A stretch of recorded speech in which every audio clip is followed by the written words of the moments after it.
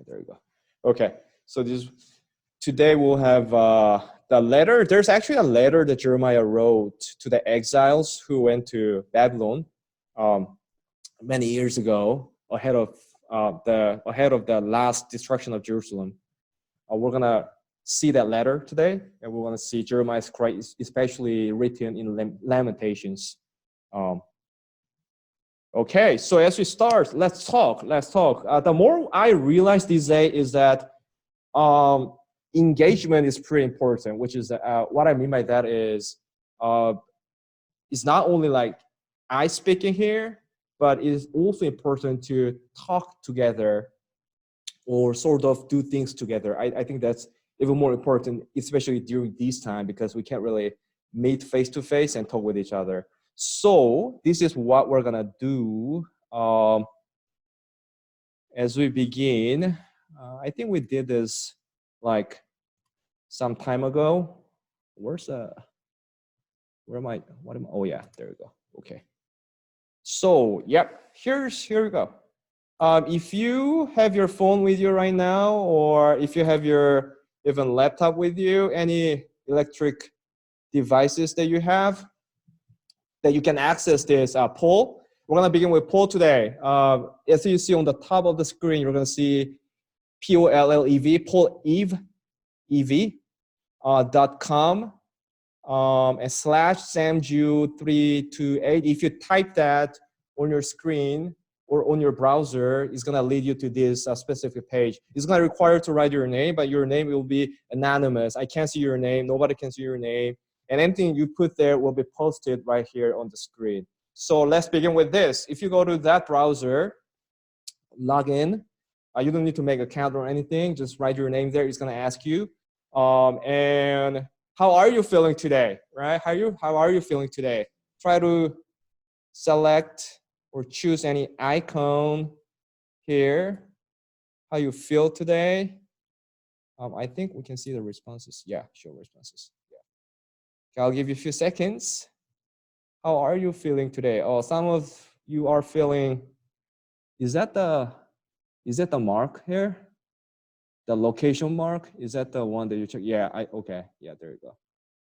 Some of you are feeling, one person is feeling great. One person is feeling pretty sad. I wonder who that person is. One person is feeling okay, which is in the middle. 3 people are feeling pretty good, which is the 4th one. And 3 people are feeling, actually 4 people are feeling pretty good. 3 people are feeling great. That's good. I wonder where that person who checked on the sad mark changed. But that's good. Maybe there was a transition of feeling, right? Suddenly that person felt very good. Here's the second question. Okay, next question is, sorry, okay. Yep. Have you ever written or received a letter, handwritten, right?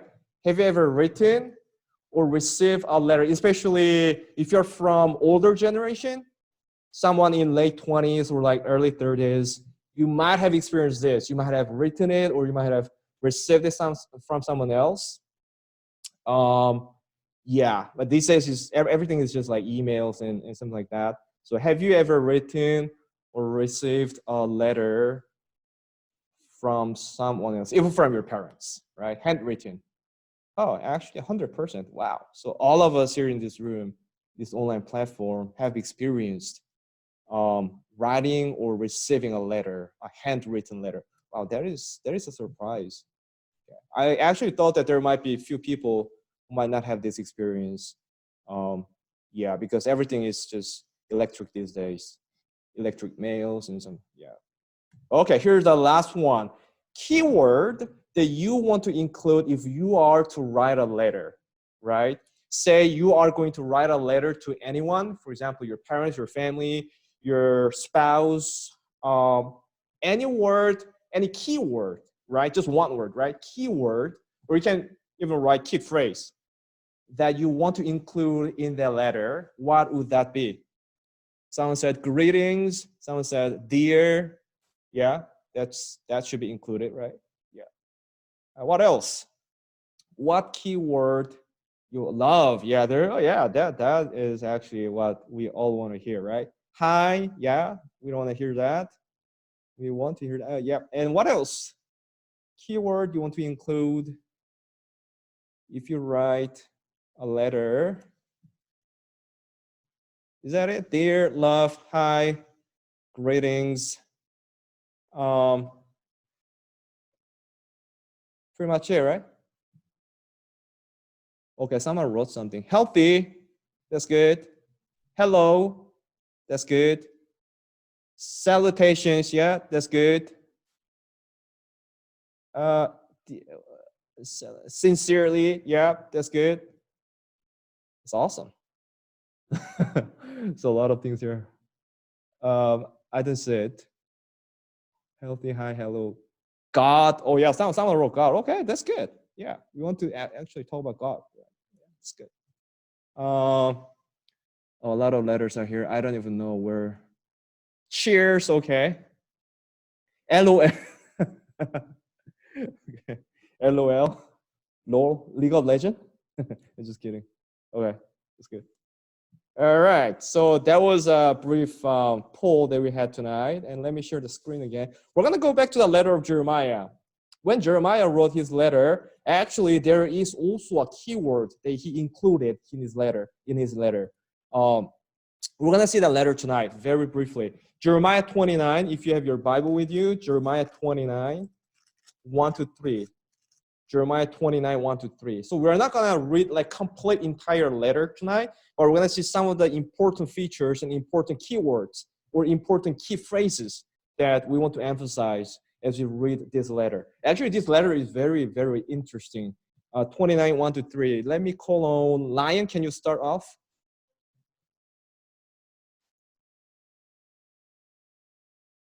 Lion, can you start reading Jeremiah 29, 1 to 3? Hello. Can you hear Yes, me? I hear you. Yes. Okay. Thank you. I raised my voice. Yeah. Jeremiah 29, 1 to 3. 29, 1 to 3.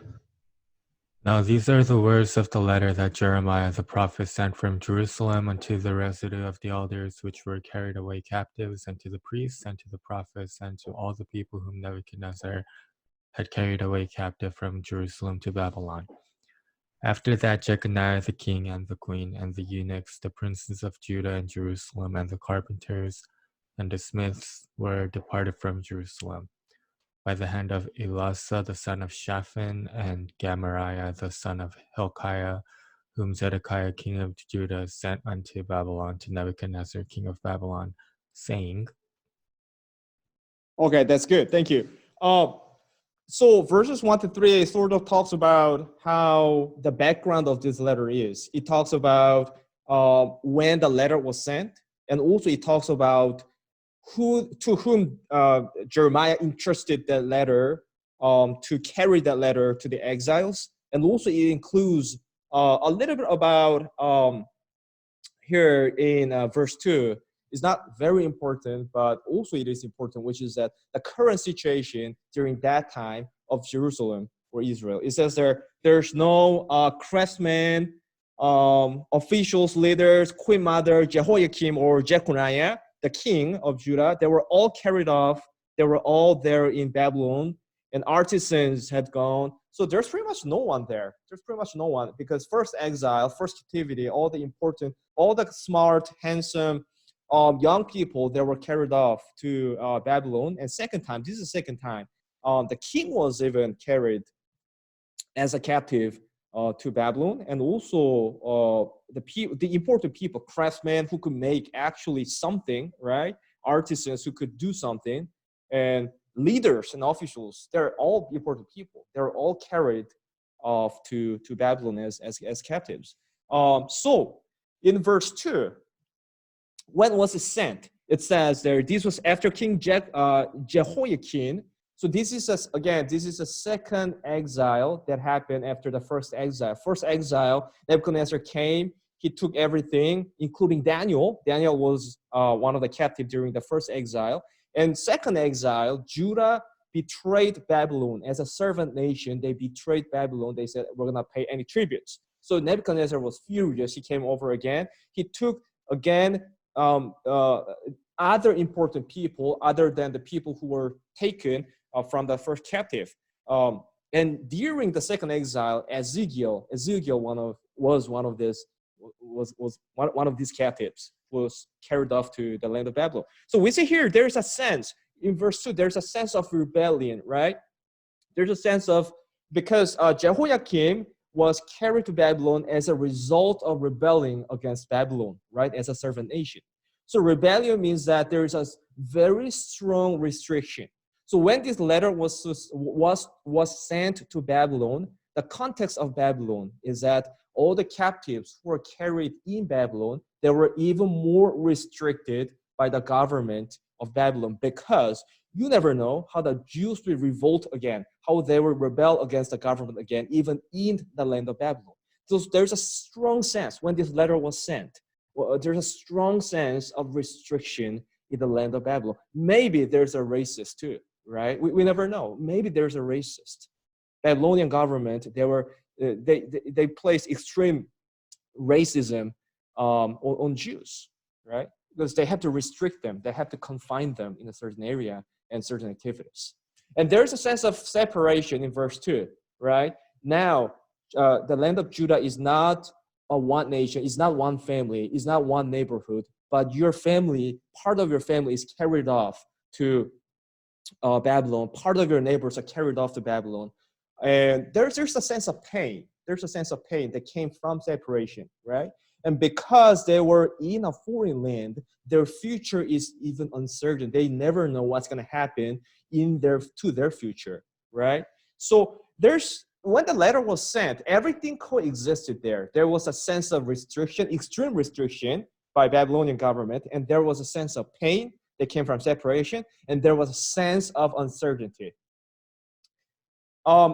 Verse 3 now talks about the people who carried this letter. Again, if you go to verse 3, here it says, Jeremiah entrusted the letter to Elasah, son of Shaphan, and to Gemariah, son of Hilkiah, who Zedekiah, king of Judah, sent to King Nebuchadnezzar in Babylon. So 2 ambassadors were sent to Babylon. We do not exactly know the reason why they were sent.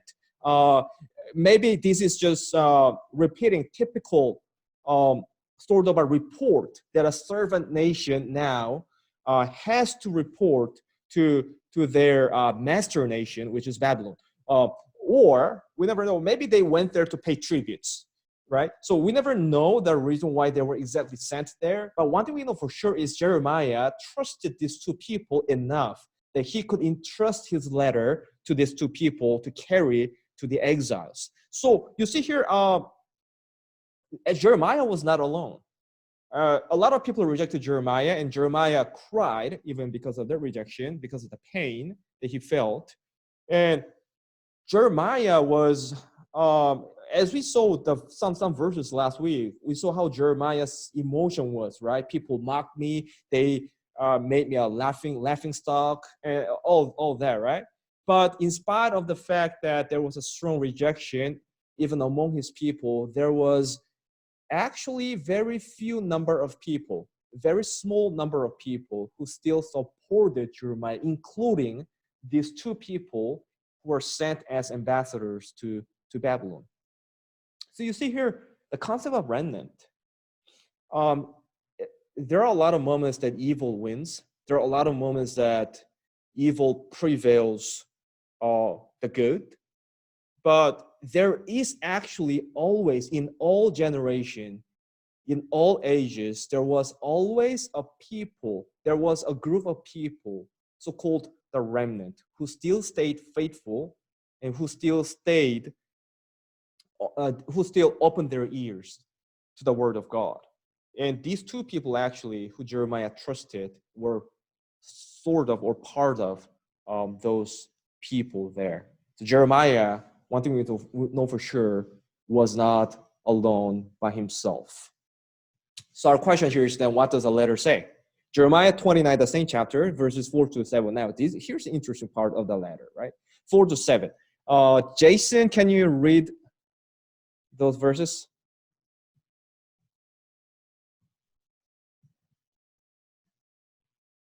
This is what the Lord Almighty, the God of Israel, says to all those I carried into exile from Jerusalem to Babylon. Build houses and settle down. Plant gardens and eat what they produce. Marry and have sons and daughters. Find wives for your sons and give your daughters in marriage, so that they too may have sons and daughters. Increase in number there, do not decrease.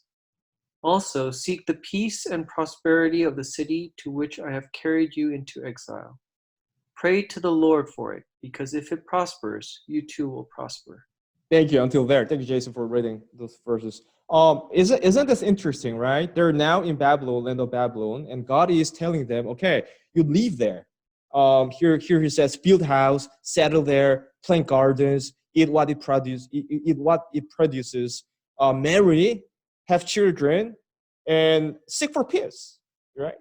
Interesting. And God says, do not decrease in number, but increase in number. So what the letter basically says is you have to live there as if you are normally living in your mainland, which is in the land of Judah. And our question here is that possible, right? Is that really, does that make sense, right? Because now they're in a foreign land, and imagine that your neighbors saying like your Babylonian neighbor is extremely racist, right? The Babylonian government is not treating you as the same as other people, because just for the fact that you are a captive now here in this land, exile, right? But God is telling the Jews, the exiles, that do not rebel, right? I mean, isn't he supposed to tell them like rebel against them and take their government and fight against them, something like that, right? But God is rather saying here, live there and seek for peace. So the key word here is peace. In order to seek for peace, because God is telling them not only for themselves, but also seek for peace for the city where they're living in, the prosperity of the city. In order to seek for peace, they have to be extremely good neighbors, right?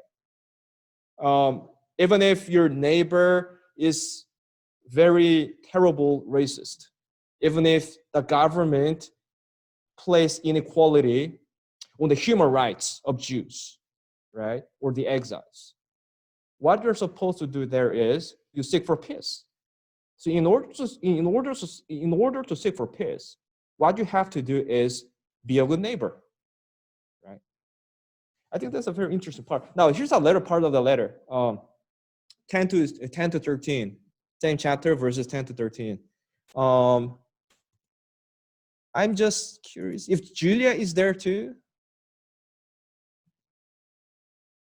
Oh, maybe Julia's not there. Okay, that's right. Esther?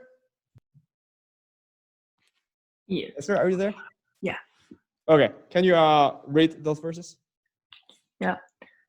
For thus says the Lord, after 70 years are completed at Babylon, I will visit you and perform my good word towards you, and cause you to return to this place. For I know the thoughts that I think towards you, says the Lord, thoughts of peace and not of evil, to give you a future and hope. Then you will call upon me and go and pray to me, and I will listen to you. And you seek me and find me when you search for me with all your heart. Yeah, thank you, Esther. Isn't this really interesting, right? Verses 10 to 13, here it says that you live there, you stay there, but after certain years, or after 70 years specifically, I will come to you. That's what verse 10 says. I will come to you and I will bring you back to where you used to live. And here it says that you seek for me. If you seek for me, if you pray to me, I'll be found and you will be heard. Interesting. And the last verse of that, which is verse 13, God repeats one more time, or verse 14, the very last phrase of verse 14, God repeats one more time. Here it says, and I will bring you back to the place from which I carried you into exile. That's a very interesting verses, because God is constantly reminding them, I will bring you back. You will come back. So where you're living now, where the exiles are living now, is not permanent. There's not a permanent land, right? You're not going to live there. They're not going to live there permanently. But imagine this. First, God told them, the first part of the letter, seek for peace, live there, build house, plant garden, marry if possible, have children. increase in number. So God promoted at the beginning of that letter, you have to live there, you have to seek for peace and be a good neighbor. But at the same time, at the later part of the letter, God is emphasizing that, but that is not your permanent place. That is a temporary place. Remember, because I will come to you and I will bring you back to where you used to live. Interesting. Now, 3 important things about the letter. Number 1, when God emphasized you have to live there, seek for peace, plant gardens, and just build houses, have children, when God told them about that, what is very interesting about that part is they were called by God now in that new field, in that new land, in that new culture, that they are to live relevant to where they are. They're not supposed to rebel against Babylon. They're not supposed to fight with these Babylonian neighbors. They're not supposed to have grudge against or grudge on these enemies who took them there. But they are called here to live relevantly to where they are right now. They're supposed to build houses, plant gardens, and I don't know, maybe have jobs, leave because they have to support themselves, right? Just live there relevantly and adapt yourself into that new culture.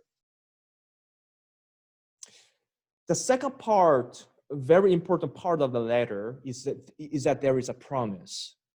God is constantly also reminding them, in spite of the fact that they have to live there, God is saying, but remember that there is a promise that you will someday come back to me. I will come to you, I'll bring you back to the land.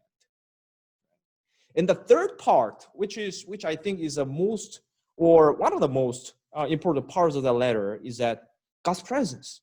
Go back to verses 11 and 12. 11 here says that, for I know the plans I have for you, declares the Lord, plans to prosper you and not to harm you, plans to give you hope and future. 12 here says, then you will call upon me and come and pray to me, and I will listen to you. Interesting. And here's what verse 13 says. Verse 13, I want to read this verse one more time. If Hechang, are you right? Are you there? Hello. Thank you. Hechang, can you read that verse for us? Verse 13. Sorry, which one? Verse 13, Jeremiah 29:13. Okay. Sorry. It's all right. Take your time.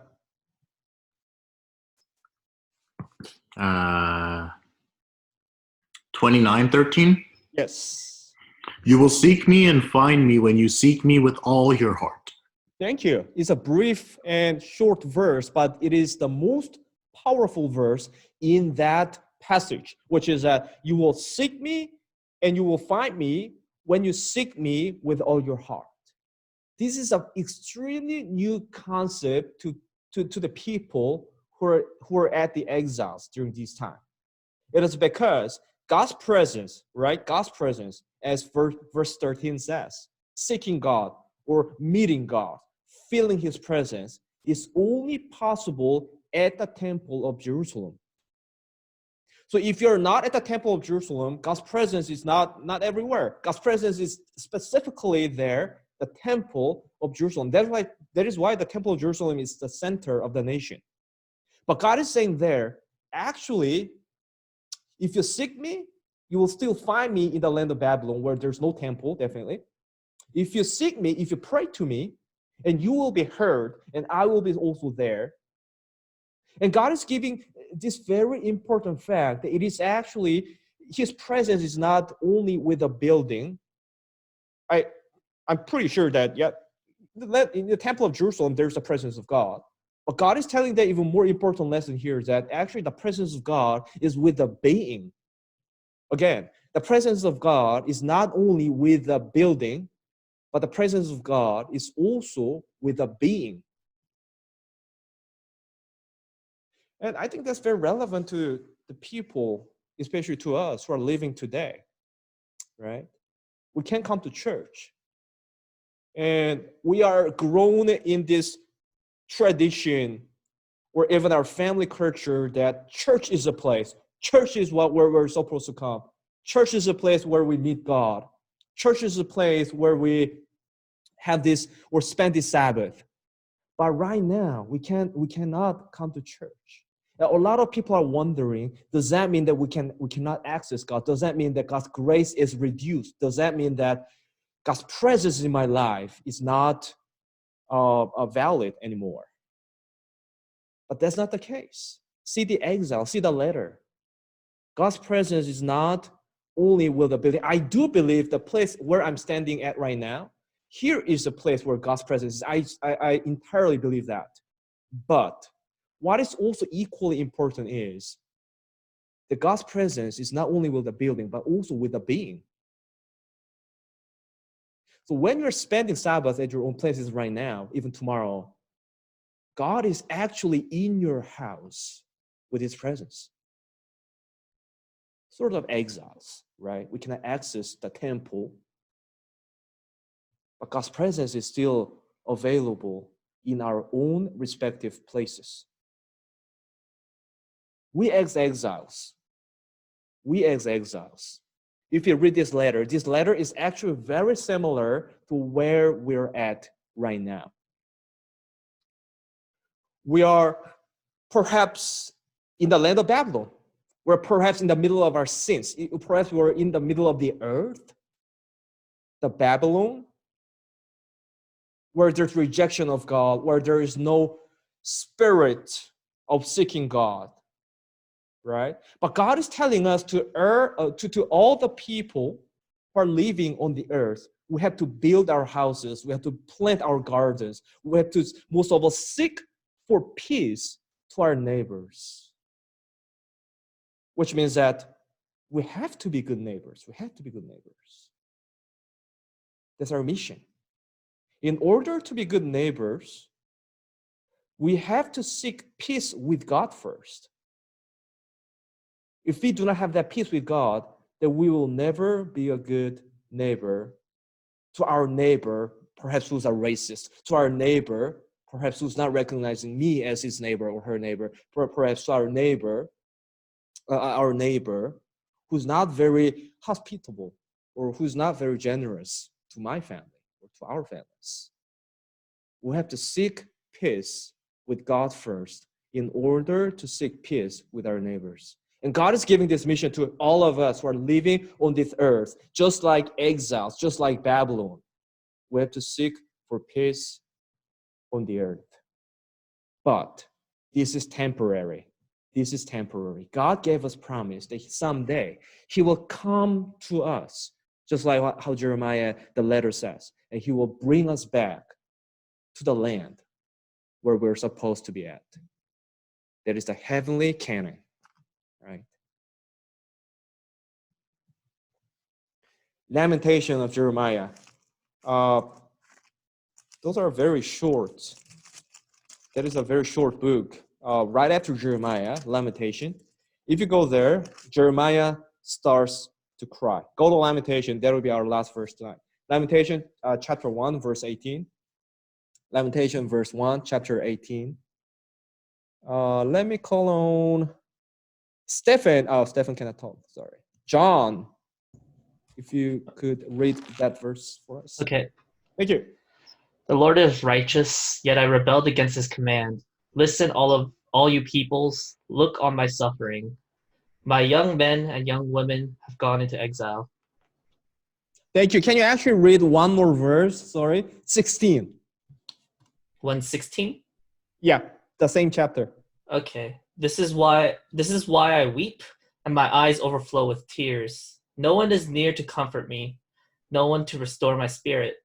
My children are destitute because the enemy has prevailed.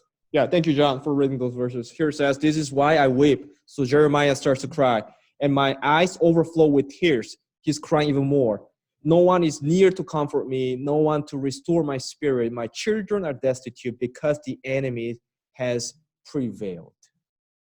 Jeremiah cries for the reason that not only because the enemies prevailed them, if you go to verse 18, but also for the fact that God's own people rejected the command of God, rejected the warning of God, rejected the goodness of God that God had been providing them for many years, for centuries. And when I read Lamentations, how I feel is this is perhaps how Jesus would feel right now. Or this is perhaps what Jesus has been feeling towards his own people and towards the people who do not know him. Jesus is crying, he's weeping for the fact that he's rejected, for the fact that we are dragging or we are drawing near to our own destruction of sins, for the fact that we choose to stay evil rather than choose to stay in the Spirit. And Jeremiah's cry is the cry of Jesus right in this moment. He wants to restore his people. And someday he will come to us and he will take us to the land where we're supposed to be. Discussion questions? There's none today, but hope you guys have a good night with this word that we shared tonight, the letter that Jeremiah wrote, and try to see how would God really want us, or what would be my mission, right? There's a general mission that God gives us, but there's also a particular mission that God gives us to each individual who's living on the earth. The general mission there is we have to seek for peace, we have to build houses, we have to get married, and we increase in number rather than decreasing. But there is also a particular mission that God has given to us on each individuals. So as you go to sleep, think about that. What would be that mission that God gave me while I'm building my house on the earth, while I'm planting my garden on the earth, while I'm getting married on the earth, while I'm having children on the earth? What will be his particular mission to me until Jesus comes?